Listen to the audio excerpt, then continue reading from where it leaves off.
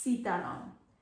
आप सभी अपने अपने इष्ट देव को सब पूजते हैं, सब उनकी वो करते हैं। जैसे सतयुग था उसमें राम की पूजा होती थी, फिर द्वापर युग आया उसमें कृष्ण जी की पूजा होती है।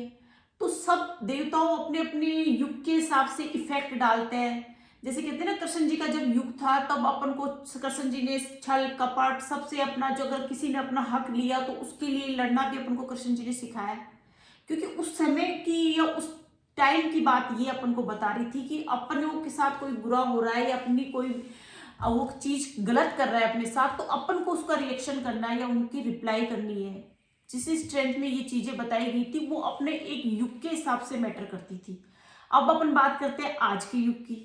तो आज का युग है कलयुग, और कलयुग में सिर्फ 3 देवता ऐसे होते हैं जो प्रैक्टिकल यानी प्रत्यक्ष रूप में सक्रिय है। आप कभी भी उन पे विश्वास करके आप अपना भाव रखिए, आपको अच्छी ब्लेसिंग आएगी वहां से और आपकी एनर्जी स्ट्रोंग हो जाएगी। तो वो कौन से देवी देवता है कलयुग में जो आपको सपोर्ट करते हैं, बहुत ज्यादा एक्टिव रहते हैं इस टाइम, और आपकी जब उनके मंदिर जाते हो, उनके स्थान पे जाते हो तो उनकी ब्लेसिंग जरूर मिलती है आपको। तो उसमें पहला नाम आता है हनुमान जी का। हनुमान जी कलयुग के एक ऐसे प्रत्यक्ष देवता हैं कि वहां से अगर आप गए अपने मंदिर किसी भाव से, यानी भाव अच्छा होना चाहिए। देखो, एक फॉर्मेलिटी वाला अगर सीन हो गया तो फिर भगवान भी अपन को फॉर्मेलिटी करके ही भेजते हैं। कह रहे ना, आए हैं घूमने, आए हैं फिरने आए, अगर आपने घूमने का नाम ले दिया तो वो घुमाएंगे ही आपको।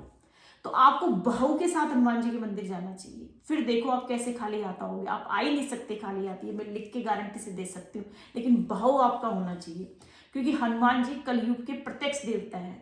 और दूसरा है माँ काली। माँ काली के मंदिर भी अगर आप जाओगे तो वहां भी श्रद्धा भाव लेके जाइए माता के सामने, वो भी आपको कभी खाली हाथ नहीं आने देगी। और तीसरा है बगलामुखी माता।